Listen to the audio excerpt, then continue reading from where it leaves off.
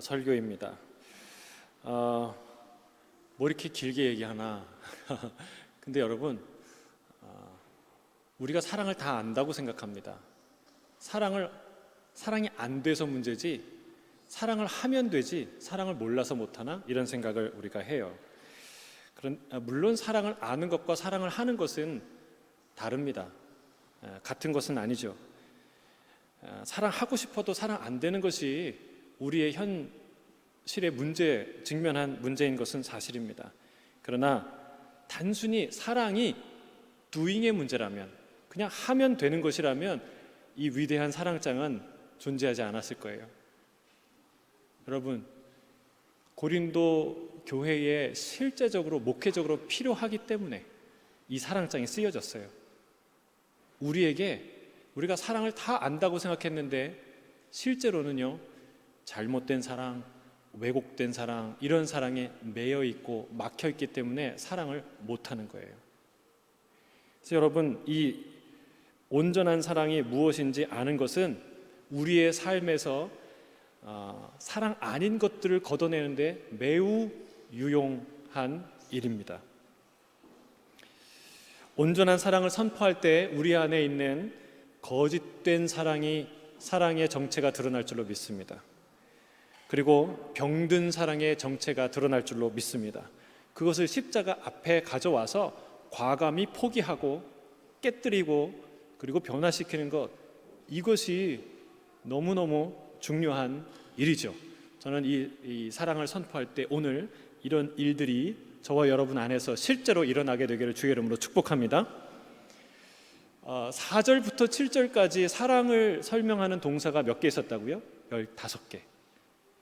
네, 제가 15번 설교하지 않고 그것을 줄여서 또 비슷한 유형을 5개를 묶어서 말씀을 나눴어요.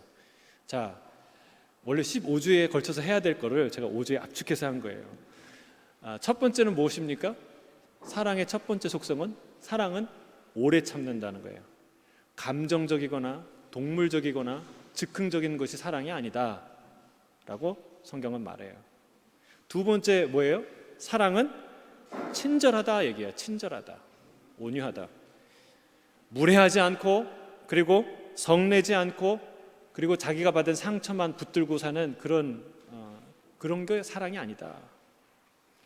세 번째는 뭐예요? 사랑은 겸손하다, 이기적이지 않다.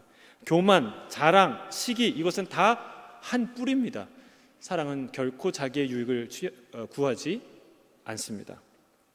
네 번째는요, 사랑은 불의를 기뻐하지 아니하고 진리와 함께 기뻐한다는 거예요. 사랑은 죄인까지 사랑하는 게 사랑이에요. 그러나 죄까지 사랑하는 것은 사랑이 아니다라고 말하고 있는 것이죠.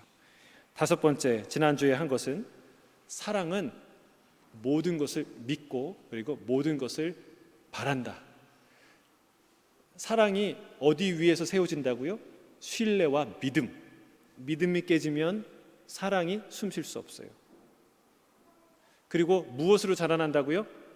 기대와 소망을 가질 때에 우리 안에 있는 사랑은 무럭무럭 자라나게 된다라는 것을 우리가 알게 되었습니다. 자, 오늘 8절부터 13절까지 긴 이야기를 하는데 오늘은 한 주에 다 끝나요. 왜냐하면 핵심이 같기 때문에. 하나의 얘기를 길게 얘기해요. 왜요? 중요하기 때문에 그렇습니다. 무엇이 핵심입니까? 오늘 주제의 핵심은 사랑은 영원하다는 거예요. 따라하겠습니다. 사랑은 영원합니다. 이게 사랑의 6번째 속성인 것을 알 수 있습니다. 자, 우리 본문 8절 다시 한번 읽어볼까요? 본문 8절 시작. 예언도 패하고 방언도 그치고 지식도 패하리다. 사랑이 영원하다는 것을 표현하는데 영어로는 뭐라고 표현하냐면 Love never fails. 그러니까 사랑은 결코 실패하지 않는다라고 표현을 해요. 참 이 표현이 제 마음에 와닿았어요. 그러니까 사랑은 떨어지지 않는다. 뭐 다시 주스면 되나? 그러니까 한국의 느낌보다 Love never fails, 이 말이 마음에 팍 와닿는 거예요. 그리고 생각해 보니까요, 진짜 사랑은 실패하지 않는 거예요. 이게 영원하다라는 말은요, 실패하지 않는 거예요. 그 가치에 있어서 실패하지 않고, 그 능력에 있어서 실패하지 않고, 그 존재에 있어서 실패하지 않는 것이 바로 영원한 것이구나라는 것을 깨닫게 되었어요. 그걸 묵상하면서 오늘 이 세 가지의 속성에 따라, 세 가지를 따라서 우리가 말씀을 나누려고 합니다.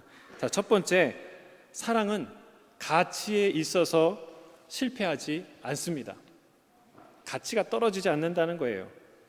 가치에 있어서 실패한다는 말은 언젠가는 가치가 떨어져서 결국 쓸모없는 어떤 것이 되는 일은 없다라는 말입니다.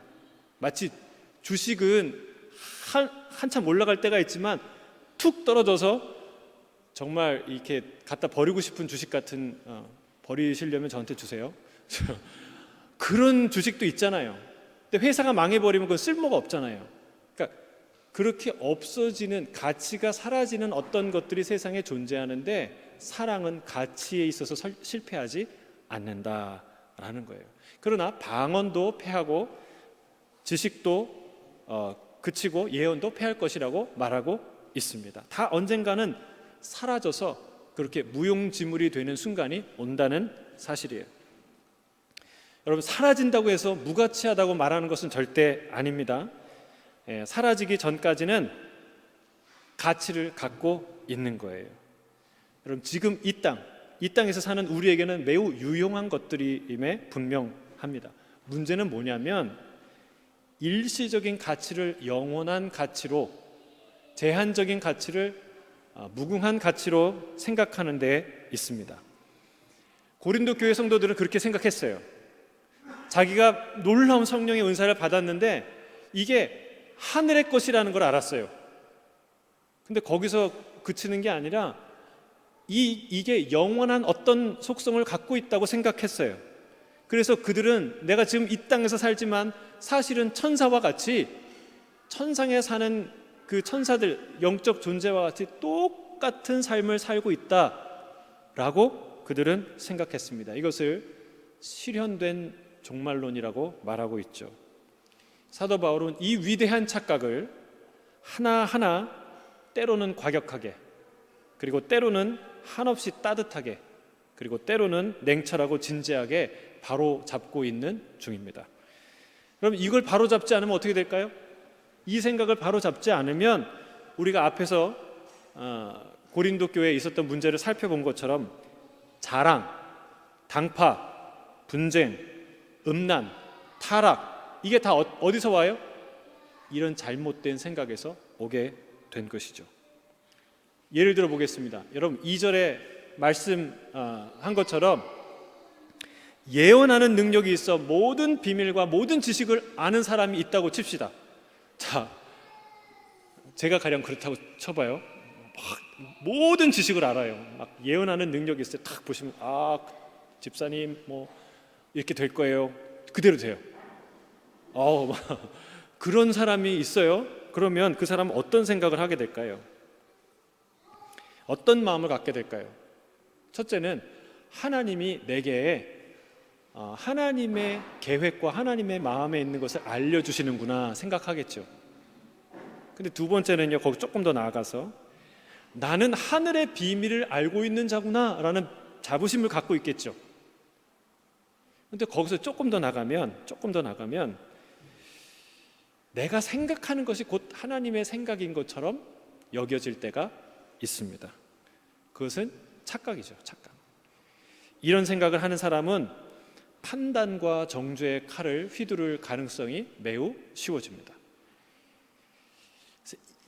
이런 영적 교만에 빠지지 않게 하기 위해서 사도 바울이 영원한 것과 영원하지 않는 것, 가치 있는 것과 그거보다 덜 가치 있는 것, 그거보다 더 가치 있는 것에 대한 이야기를 하고 있는 것입니다.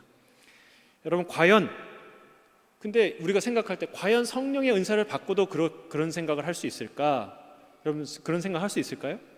성령의 은사를 받고도 내가 하나님의 생각을 갖고 있어, 내 생각은 하나님의 생각이야, 이럴 수 있을까요? 없을까요? 그럴 수 있다는 것을 우리가 알아야 합니다. 사탄의 영을 받은 거 아닌가? 그럼 생각해 보세요. 예수님이 광야에 시험 받으러 가실 때 뭐에 이끌려서 가셨죠? 성령에 이끌려서 가셨습니다. 그런데 성령의 인도하심을 따라 기도할 때 누구한테 시험 받았죠? 사탄에게 시험 받습니다. 여러분, 우리가 잘 기억해야 돼요. 성령 받았으면 그냥 영원히 내가 어떤 변하지 않는 어떤 그 위치에 딱 들어가는 게 아니라는 것을 알아야 돼요. 성령 안에 끌려 들어갔지만, 그러나 그때 사탄의 시험을, 만약에 그럴 리는 없지만 그때 사탄의 시험에 예수님이 넘어갔으면 어떤 일이 일어났을까요? 상상하기도 힘든 일이 일어났겠죠. 그러나 예수님은 승리하셨지만 거기에 실패한 사람들이 있어요, 없어요? 있습니다. 있어요. 처음에 성령으로 시작했지만 뭘로 끝나요? 육체로 끝난 사람들. 성령으로 충만했지만 그러나 사단의 시험에 넘어간 사람들이 있어요. 그들은 스스로 하나님의 종이라고, 하나님의 선지자라고, 예언자라고 말하기도 하고, 스스로 심지어는 하나님의 아들이다, 내가 다시 올 메시아다라고 말하는 정말 그런 어처구니 없는 그런 말을 하게 되는 것이죠. 여러분, 그러니까 어때야 돼요? 우리는 이 시험에 이기려면 어떻게 해야 돼요? 평소에 준비해야 돼요. 여러분, 시험 보는 거랑 똑같아요. 여러분, 시험 볼 때 컨디션이 중요하죠. 컨디션이 되게 집중력도 중요해요. 그리고 잘해보겠다는 이런 투지도 중요해요. 그런데 그 시험 보는 날 투지도 있고 컨디션도 좋고 집중력도 좋아요. 근데 공부한 게 없어요. 그러면 그 시험을 잘 볼 수 있을까요? 안 돼요. 여러분, 사단의 시험에 이길 수 있는 비결은 뭔지 아세요? 평소에 준비해야 된다는 거예요. 주님이 그 얘기를 하는 거예요. 마지막 때는 노아의 때와 같이 갑자기 올 텐데 깨어서 준비하라. 도둑이 밤에 몇 시에 올 줄 알면 그거 도둑 막지 않을 사람이 어디 있겠냐? 근데 그렇게 못한다는 거예요. 그러면 주님이 밤마다 깨어서 잠자지 말고 너는 낮에 자고 밤에 깨어서 도둑을 막으라는 얘기입니까? 아니에요. 여러분, 낮에 준비하라는 거예요. 평소에 기름도 마찬가지, 기름 비유도 마찬가지예요. 낮에 준비하라는 거예요. 다 잠자는 거예요. 원래 잠잘 수밖에 없어요. 낮에 문을 점검해야 돼요. 문이 허술한지, 자물쇠는 제대로 되어 있는지, 담은 어떻게 되어 있는지, 도둑이 왔을 때 이거는 귀중품을 막 그냥 아무데나 두면 안 되는 거예요. 그러니까 도둑을 방비할 일은 언제 준비해야 돼요? 평소에. 여러분, 사단의 시험을 언제 준비해야 됩니까? 평소에 준비해야 한다는 사실입니다. 그래서 사도 바울이 이때 얘기를 하는 거예요. 여러분, 이건 굉장히 중요해요. 이 가치에 대한 분명한 지식과 인식은 우리의 태도를 결정하는데 매우 결정적인 역할을 합니다. 이 지식은 은사 받은 사람에게도 유용하지만 사실은 은사 받기 전에 우리가 알고 있어야 돼요. 그래야 은사 받으면 바로 실전이거든요. 은사를 받고 헤매지 않고 오용하지 않고 시험에 들지 않게 되는 것이죠.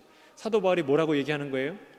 사랑은 영원한 것이고 은사는 유한한 것이다, 유효기간이 있는 것이다 라고 말하는 거예요. 이걸 분명히, 간단하지만 아주 중요한 지식이에요. 은사는 중요합니다. 그러나 은사보다 중요한 것이 있는데 그게 사랑이다 라고 말하고 있습니다. 이거를 잘 알아야 은사를 받아도 은사답게 사용할 수 있습니다. 은사를 무시하지 않으면서도 또한 절대시하지 않고 겸손하게 사용할 수 있는 비결입니다. 사도 바울이 은사가 중요하지 않다고 말하는 게 절대 아니라는 것을 다시 한번 우리가 기억해야 될 필요가 있어요. 제가 왜 이 얘기를 하냐면, 말씀을 이해하고 듣는데 이 태도가 매우 중요해요. 매우 중요합니다. 무엇이 성경에서 중요하다고 말하면 무엇이 안 중요하다고 말하는 것이 아니라는 사실을 우리가 알아야 돼요. 그럼 잘 들으셔야 됩니다. 오늘 13절에 뭐라고 얘기합니까? 믿음, 소망, 사랑, 이 세 가지는 항상 있을 것인데 그 중에 제일은 사랑이다 라고 말하죠. 그러면 사랑이 제일 중요하다는 것은 믿음과 소망이 안 중요하다는 얘기인가요? 그렇지 않다는 사실이에요. 여러분, 이거를 우리가 잘 알아야 돼요. 지금 은사를 폄훼하려고 말하는 게 아니라는 거예요. 사랑이 중요하다는 것은 여러분, 우리가 믿음으로 구원 얻어요. 그런데 어떻게 우리가 믿음이 안 중요하다고 말해요? 지난주에 우리가 살펴봤어요. 소망과 기대가 없는데 어떻게 사랑이 그 안에서 숨 쉴 수 있어요?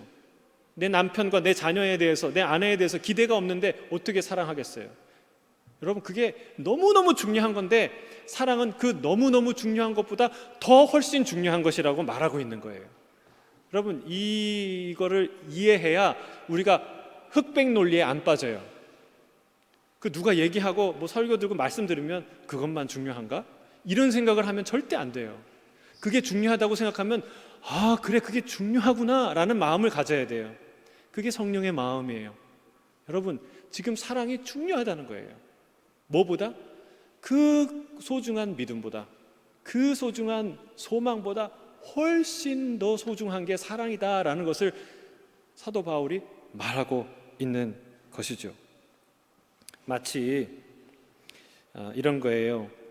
비유로 말하자면 나무를 키울 때요, 나무가 이렇게 작고 연약할 때 이게 바람에 흔들리거나 잘못 자랄 수 있어요. 그래서 그 나무에게 뭐가 필요하면 버팀목, 이거 다른 말로 뭐라 그러죠? 지주목, 버팀목이 필요해요. 이렇게 뭐 4개로 할 수 있고 3개로 할 수도 있고 딱 버팀목이 필요해요. 그런데 이 나무가 잘 자랐어요. 곱게 자라고 굵게 자랐어요. 그럼 그때도 그 버팀목이 필요한가요? 아니요. 그때는 버팀목을 제거해 주는 거예요. 물론 나무의 속성상 얇은 나무는 계속 하는 게 있어요. 자, 이건 비유니까 이 나무가 굵고 곧게 자란 성인 나무가 되고 나서는 그 버팀목이 더 이상 소용 없게 된다는 거예요. 버팀목은 일정 기간 동안 매우 유용합니다. 필요한 것이에요. 그러나 주인의 목적은 이 버팀목을 세우기 위해서 나무를 기르는 게 아니라는 거죠. 이 나무를 곧게 기르기 위해 버팀목을 갖다 놓는 거예요. 여러분, 이 순서를, 이 목적을 잘 이해해야 한다는 사실입니다. 은사는 귀한 것이에요. 귀한 것. 말할 수 없이 자랑스러운 것이에요. 예. 여러분, 치유의 은사를 받은 사람은 부끄럽습니까? 여러분, 방언 은사 하는 사람, 내가 방언에서 참 부끄러워, 내 기도할 때마다 낯을 못 들어, 이러신 분이 계십니까? 여러분, 은사는 자랑스러운 거예요. 감사한 거예요. 근데 그래서 문제예요. 왜요? 이 자부심이 자랑하는 마음, 자연스럽게 자랑하는 마음으로 되기 쉽기 때문에 그렇습니다. 그 사이에 영적 교만이 깃든다는 것이죠. 자부심을 갖는 것과 자랑하는 것은 다른 문제입니다. 이거를 우리가 꼭 알아야 돼요. 바울과 바나바가 루스드라에서 태어나서 한 번도 걸어보지 못한 사람을 이렇게 세웠어요. 얼마나 놀라운 일입니까? 사람들이요, 깜짝 놀라서 생각했어요. 신이 인간의 모습을 하고 오셨다. 그래서 바나바는 제우스로, 그리고 바울은 헤르메스로 생각했어요. 그래서 소와 뭐 이렇게 제물을 갖고 와서 막 예배드리려고 했어요. 그때 사도 바울이 어떻게 했나요? 이 사도들이 어떻게 했어요? 적당히 넘어가지 않았어요. 옷을 찢었어요. 옷을 찢고 큰 소리를 지르면서 막았어요. 여러분, 왜 그럴까요? 대단한 일 한 거 맞잖아요. 현대 의술이 할 수 없는, 어디서 듣도 보도 못한 놀라운 일들이 일어났잖아요. 여러분, 사람들의 인기와 존경을 받으면 복음 전파에 더 도움이 되지 않을까요? 그래, 우리는 하늘에서 보내온 사람이야. 신과 같은 존재지. 근데 우리보다 더 큰 신이 저 위에 있어. 그분 소개하러 온 거야. 그럼 복음 전파에 더 잘 되지 않을까요? 여러분, 사도 바울과 바나바는, 그리고 그 다른 사도들은요, 이런 순간에 조금의 타협과 주저함이 없었다는 사실을 알아야 합니다. 단호히 거부합니다. 그들은 한없는 자부심을 가졌어요. 주님의 종으로, 이 주님의 성령의 도구로 쓰임 받는데, 그러나 그들은 전혀 자랑하지 않았습니다. 왜요? 은사는 아무리 대단해 보여도 어떤 목적을 이루는 하나의 도구에 지나지 않는다는 사실을 정확하게 알고 있었기 때문에 그렇습니다. 사랑하는 성도 여러분, 사랑은 가치에서 실패하지 않습니다. 여러분, 사랑이야말로 정말 값진, 우리가 추구해야 될 유일한 거예요. 다른 것들은 다 사라져도 그것은 영원한 거예요. 사람들이 왜 너도 나도 금 삽니까? 금은 우리 이 땅에 있는 것 중에 가장 가치가 떨어지는 것이, 가치가 잘 안 떨어지는 재화이기 때문에 금을 사는 거예요. 사랑은 가치가 떨어지지 않는 금과 같은 줄로 믿습니다.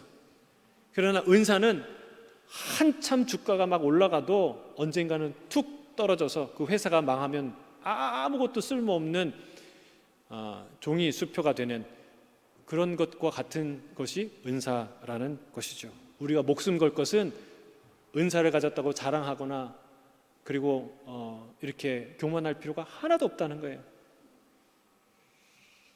이것을 분명히 알면 은사는 수단이요 사랑은 목적인 줄로 믿습니다. 이것을 알면 받은 은사로 사랑의 기회를 주기는 어리석은 일을 행하지 않게 됩니다.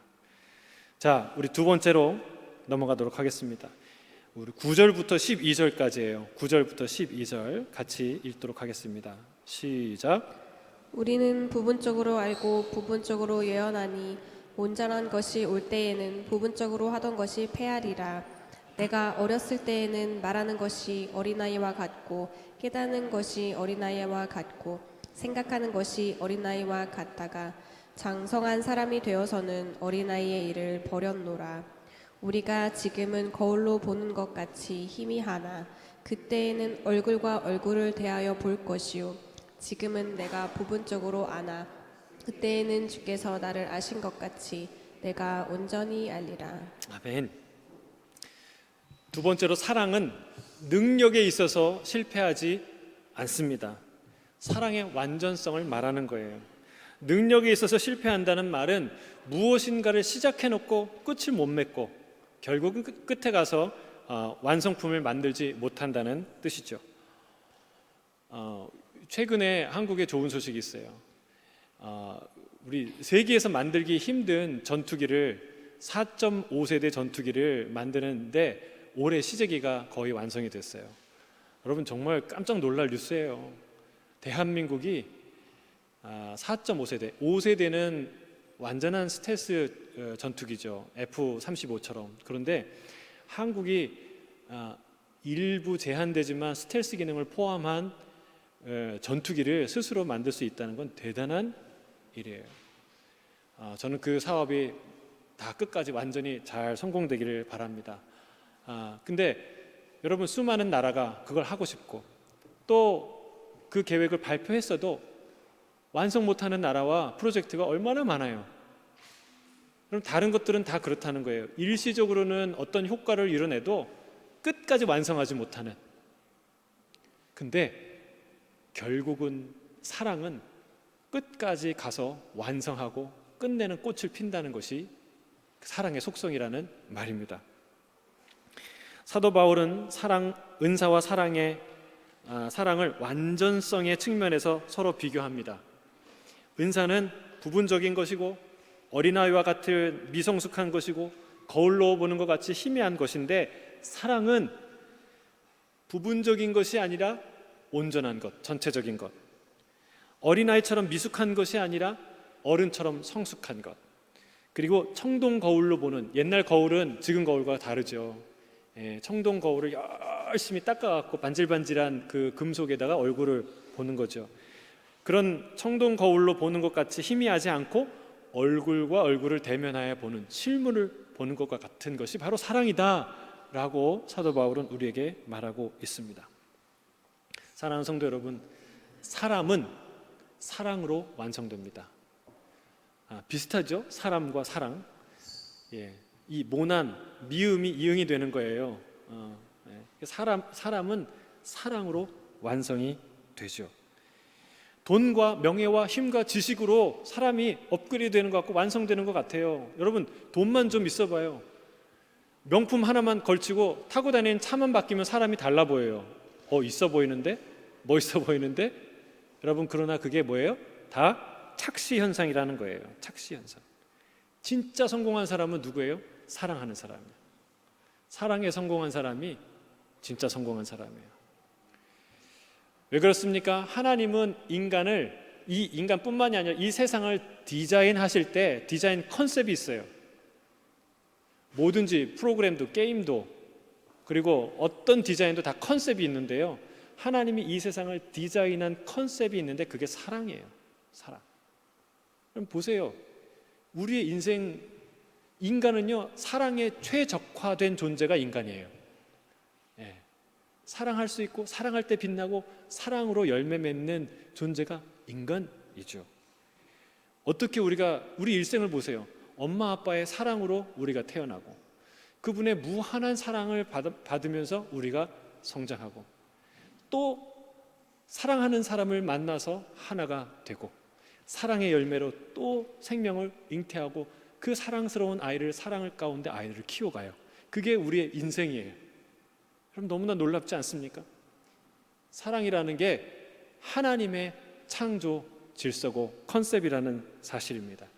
그래서 사람은 사랑으로 꽃이 피게 되어 있습니다. 따라해 볼까요? 사람은 사랑으로 꽃 피우게 되어 있습니다. 그래서 우리가 사랑할 때 성공하는 거예요. 그런데 우리가 여기서 주의할 점이 한 가지 있어요. 오늘 본문을 보면은 그 완전한 사랑이 여기 있다고 말하지 않고 오고 있다고 말해요. 오고 있다, 온다, 그런 표현을 쓰고 있어요.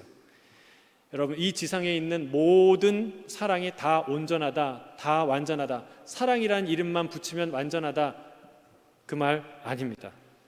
때로는 불륜의 사랑이 진짜 사랑 같아요. 막 모든 걸 헌신하고 서로에게 불같은 사랑, 모든 걸 다 주고 하는 그런 사랑처럼 보일 때도 있어요. 여러분, 그러나 뜨겁기만 한다면, 진실하기만 한다면, 사랑이라 부를 수 있기만 한다면 그러면 다 완전하고 다 영원하다는 말입니까? 그렇지 않습니다. 여러분, 여기에서 이 사랑은요, 처음부터 온전한 사랑이에요. 하나님이 주신 사랑이에요. 하늘로부터 오는 사랑이에요. 미래로부터 다가오고 있는 사랑이에요. 그 사랑을 성경은 말하고 있습니다. 여러분, 미래로부터 사랑이 온다는 말이 너무 멋지지 않습니까? 그 말은요, 현재의 사랑이 전부가 아니라는 뜻이에요. 지금도 아름답지만 더 놀랍게 완성되고 꽃피우는 그 시기가 우리를 향해 다가오고 있다는 것을 말하는 시적인 표현이에요. 마치 꽃과 같습니다. 작은 꽃씨가 땅에 떨어져요. 작은 싹을 틔우죠. 근데 꼭 잡초와 꽃을 구분할 수가 없어요. 똑같이 자랍니다. 그런데 언젠가 때가 되면 그 아름다운 꽃대 위에 꽃망울을 피우고 그것이 꽃망울이 터져서 아름다운 화사한 꽃을 피게 되는 것이 꽃이죠. 여러분, 사랑은 반드시 그렇게 완성된다고 성경은 말하고 있습니다. 하늘로부터 오는 사랑은 반드시 꽃 피우는 날이 있을 줄로 믿습니다. 그때는 우리가 알게 될 거예요. 그때 우리가 탄성을 지를 거야. 아, 그렇구나. 우리가 그토록 바라던 것이 바로 이것이었구나 라는 것을 알게 될 것입니다. 또한 사랑은 하늘로 쏘아 올린 우주선과 같아요. 달을 향해 우주선을 쏘아 올리는데 여러분, 추진 로켓이 1단계, 2단계, 3단계 있는 거 아시죠? 예. 그 로켓 전체가 달에 가는 게 아니에요. 어느 정도 높이 올라가면 1단계가 분리돼요. 더 높이 올라가면 2단계가 분리돼요. 마지막 단계에서 3단계가 분리돼요. 여러분, 예언도 패하고 지식도 그치고 방언도 그친다는 말이 그 말이에요. 이게 사랑호라는 그 우주선을 탑재한 이 추진체의 이름들이에요. 예언, 방언, 지식이라는 것. 여러분, 그것이 때가 되면 떨어지는 거예요. 그래서 달나라에는, 하나님의 나라에는 뭐가 가요? 사랑호만 가는 거예요. 사랑이 가서 거기에 안착하는 거예요. 여러분, 무엇이 중요합니까? 사도 바울은요, 내가 어렸을 때 말하는 것이 어린아이 같고 생각하는 것이 어린아이와 같고 깨닫는 것이 어린아이와 같다고 말하고 있어요. 장성한 사람에 대해서는 그것을 버렸다고 말합니다. 그렇죠.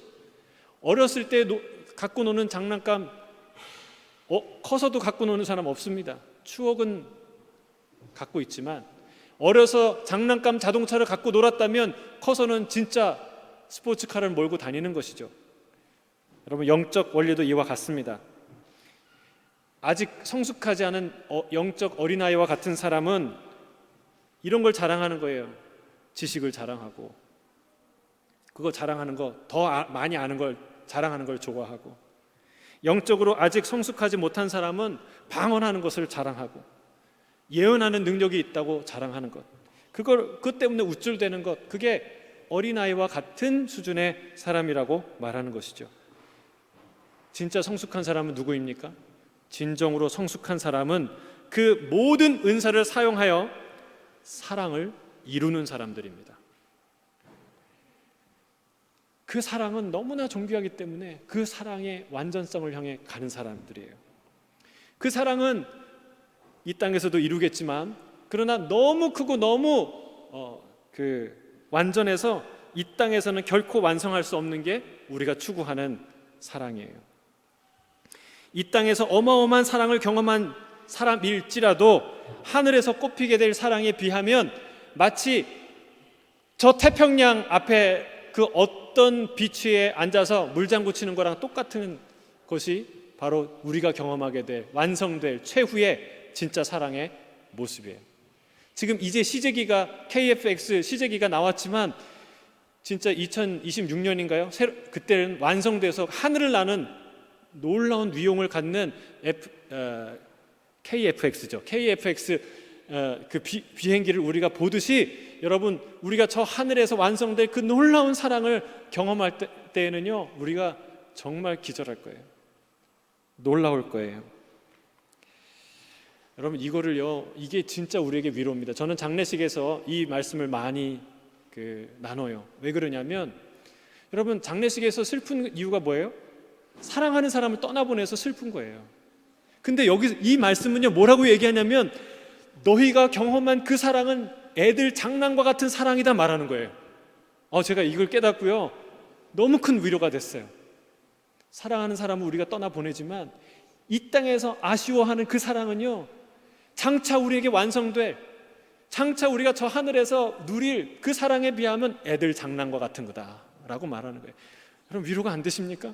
저는 이것만 생각하면 위로가 돼요. 그렇구나. 우리가 이 땅에서도 진실한 사랑을 나누었지만 그 사랑이 없어졌다, 사라졌다, 슬퍼하지 아니하고 눈물 흘리지 아니하고, 적어도 그것보다 몇십 배, 몇백 배 더 놀라운 사랑이 우리를 위해서 기다리는구나. 사랑은 완성되겠구나. 이런 것이 얼마나 우리에게 큰 소망인지 몰라요. 요한계시록은요, 그 놀라운 완성의 순간을 우리에게 보여주고 있습니다. 이 땅에서 주의 사랑을 붙들고 살아가다 비록 실패한 것처럼 보일지 모르지만 저 하늘에서 얼마나 놀라운 성공을 하는 것인지 보여주고 있습니다. 요한계시록 7장에 보면 14만 4천 명이라는 능히 아무도 셀 수 없는 거대한 무리가 나옵니다. 그들은 흰 옷을 입고 손에 종려가지를 들고 어린 양 예수를 찬양합니다. 요한계시록 19장에 보면 이 장면이 어린 양 혼인잔치라는 것을 알 수 있습니다. 이들이 누구인지, 그리고 어떤 위로를 받는 것인지, 어떤 영광 가운데 있는 것인지 성경은 이렇게 말하고 있어요. 요한계시록 17장 14절, 16절, 17절 우리 같이 한번 읽도록 하겠습니다. 함께 읽겠습니다. 시작. 이는 큰 환난에서 나오는 자들인데 어린 양의 피에 그 옷을 씻어 희게 하였느니라. 그들이 다시는 줄이지도 아니하며 목마르지도 아니하고 해나 아무 뜨거운 기운에 상하지도 아니하리니, 이는 보좌 가운데 계신 어린 양이 그들의 목자가 되사 생명수샘으로 인도하시고 하나님께서 그들의 눈에서 모든 눈물을 씻어 주실 것임이라. 아멘. 여러분 보세요. 이 사람들이 어떤 사람인 거라고 추정이 돼요? 이들은 이 땅에서 큰 환난 받은 성도들인데 주렸고 목말랐고 그리고 뜨거운 기운에 상했던 자들임을 알 수 있습니다. 주님은 이 땅에서 그리스도의 사랑으로 인해 실패한 것처럼 보이는 박해받고 고난받고 순교당한 자들이 결국은 얼마나 놀라운 영광을 받게 될 것인지 보여주고 있습니다. 이 장면은 단순한 승리가 아닙니다. 단순한 구원이 아닙니다. 사랑이 완성되는 순간이에요. 이 땅에 그리스도의 사랑이 저 하늘에서 온전히 완성되는 찬란한 순간이에요. 사도 바울은 이 놀라운 빅픽처를 성도들에게 보여주는 거예요. 우리의 사랑은 거기서 완성되는 것이다. 이 빅픽처를 봐야 여러분 우리가 작은 은사에 우쭐대지 않고 작은 성공에 방향 잃지 않고 또 작은 실패에 마음 흔들리지 않고 부단히 온전한 사랑으로 나아갈 수 있게 있을 줄로 믿습니다. 하나님의 하늘로부터 오는 사랑은 실패하지 않는 줄로 믿습니다. 결국은 꽃피게 될 거예요. 두려움 없이 오늘도 또 사랑에 도전하는 저와 여러분이 되길 주의 이름 축복합니다. 마지막으로 13장 13절이에요. 함께 읽겠습니다. 시작. 그런즉 믿음, 소망, 사랑 이 세 가지는 항상 있을 것인데 그 중에 제일은 사랑이라. 아멘. 마지막 세 번째로 사랑은 존재에 있어서 실패하지 않습니다. 존재에 있어서 실패하지 않는다는 말은 언젠간 연기처럼 살아 없어지지 않는다는 뜻입니다. 끝까지 존재한다는 뜻입니다. 세상에 있는 것들은 영원할 것 같아요. 다 끝없이 이어질 것 같아요. 그러나 세상에 있는 것은 분명한 게 한 가지 있는데 다 사라지고 없어질 것들이라는 사실입니다. 그러나 사도 바울은요, 믿음, 소망, 사랑 이 세 가지는 항상 있을 것이라고 말하고 있어요. 8절에는 뭐라고 얘기해요?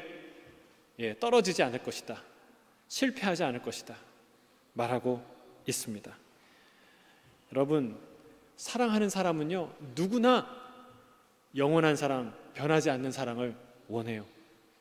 사랑에 빠진 사람은 교회 안 다녀도요, 그 뭐 나무 같은 데다 이런 거 벽에다 새기잖아요. 하트 그려놓고 큐피드 화살 딱 그려놓고 우리의 사랑은 영원할 거야. 뭐 이런 거 쓰잖아요. 여러분, 가르쳐주지 않아도 사랑의 본성이 그래요. 왜요? 사랑은 영원한 존재로부터 왔고 영원을 향하여 있기 때문에 여러분, 사랑은 영원을 항상 추구합니다.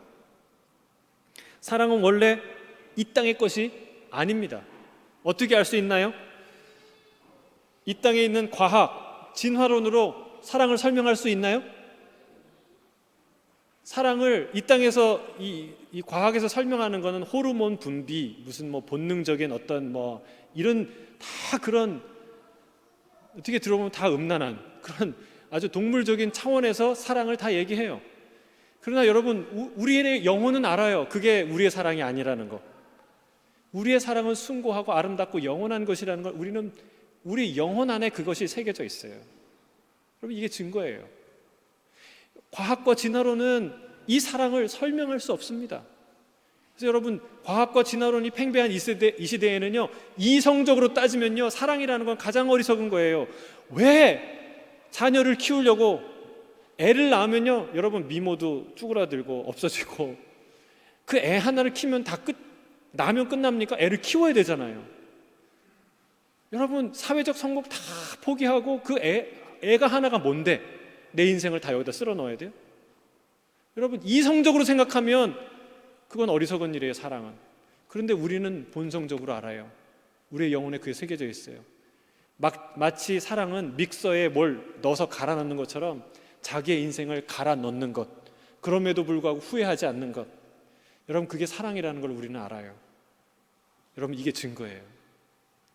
요즘은 과학적으로 이성적으로 사람들이 철이 들어요.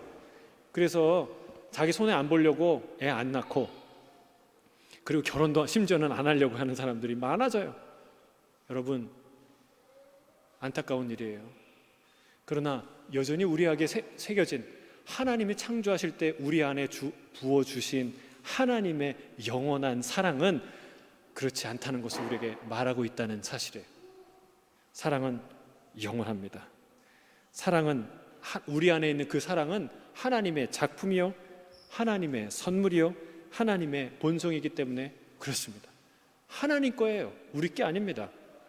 자, 요한일서 4장 7절 8절 우리 마지막으로 같이 읽겠습니다. 7절, 8절 함께 읽겠습니다. 시작. 사랑하는 자들아 우리가 서로 사랑하자. 사랑은 하나님께 속한 것이니 사랑하는 자마다 하나님으로부터 나서 하나님을 알고 사랑하지 아니하는 자는 하나님을 알지 못하나니 이는 하나님은 사랑이심이라. 사랑은 누구 거예요? 하나님 거예요. 하나님이 사랑이세요. 삼위일체라는 말 자체가 그 딱딱한 신학적 용어 안에 사랑이 담겨 있어요. 여러분, 사랑하는 존재이기 때문에 삼위일체예요. 그분 세 분이 말할 수 없이 친밀하고 말할 수 없이 서로를 아끼고 한순간도 뗄 수 없는 존재가 삼위일체라는 이 신학적인 말인데, 그게 바로 사랑이에요. 삼위일체의 실체는 사랑이에요. 여러분, 사랑은 영원한 하나님으로부터 온 것입니다. 그래서 우리는 하나님께 가야만 사랑할 수 있고 하나님께 더 깊이 갈수록 사랑할 수 있다는 거예요. 하나님을 점점 더 알아가는데 내 말은 거칠어지고 분노는 많아지고 회의가 많아지고, 여러분 그럴 수 있을까요? 없어요. 우리가 주님 안에 가면 갈수록 사랑은 풍성해지게 돼 있어요. 왜요? 하나님의 본성이 사랑이기 때문에 그렇습니다. 여러분, 사랑에서 영혼을 빼보세요. 영혼이라는 시간을 빼보세요. 그런 개념을 빼보세요. 뭐가 남아요? 사랑에는 본능만 남게 돼 있습니다. 인간의 본능적인 사랑, 동물적인 사랑, 그것만 남게 되어 있습니다. 영혼의 눈을 떠야, 그래야 우리가 진정한 사랑 할 수 있습니다. 손해보는 사랑 할 수 있습니다. 이 땅에서 내 것을 믹서기에 갈아 넣듯이 다 쏟아 부어도, 그러나 하늘에서 꽃필 사랑, 그 영원한 사랑을 알아야 우리가 진짜 사랑의 길을 갈 수 있다는 사실입니다. 우리의 사랑이 왜 아프고 왜 힘들고 왜 외롭고 왜 처량합니까? 제가 좋아하지만 김광석의 어느 60대 노부부의 노래라는 그 노래를 한번 들어보세요. 여러분, 그 노래 부를 때마다 처량해요. 슬퍼요. 인생이 이렇게 허무하고 쓸쓸한 거구나. 여러분, 그게 그분 노래만에만 있을까요? 세상에 이 영혼에 눈뜨지 않은 모든 사랑 안에 담겨 있는 노래예요. 쓸쓸함, 외로움, 상실감. 그러나 우리는, 여러분, 영혼을 가진 자인 줄로 믿습니다. 여러분, 이 영혼을 가진 자는요, 외롭지 않아요. 쓸쓸하지 않아요. 왜요? 그 사랑은 존재에 실패하지 않기 때문에 그렇습니다. 연기처럼 사라지지 않기 때문에 그렇습니다. 이 말씀은요, 막연한 희망사항이 아니라 주님의 약속입니다. 오늘도 사랑에 도전하는 저와 여러분 되길 바랍니다. 사랑은 결코 실패하지 않기 때문에 그렇습니다. 십자가처럼 이 땅에서 실패하는 것 같지만, 그러나 부활처럼 다시 살아날 줄로 믿습니다. 오늘의 말씀을 맺습니다. 하나님의 사랑은 결코 실패하지 않습니다. 첫째, 사랑은 가치에 있어서 실패하지 않습니다. 세상 모든 재화의 가치는 떨어져도 사랑의 가치는 영원합니다. 둘째, 사랑은 능력에 있어서 실패하지 않습니다. 반드시 완성됩니다. 꽃을 피웁니다. 상상할 수 없는 모습으로 완성될 줄로 믿습니다. 셋째, 사랑은 존재에 있어서 실패하지 않습니다. 예언도 패하고 방언도 그치고 지식도 패하겠지만 이 사랑은 영원할 줄 믿습니다. 사랑에 힘쓰고 사랑에 도전하고 그리고 사랑을 남기는 인생이 되기를 주의 이름으로 축복합니다. 함께 기도하겠습니다. 사랑하는 주님,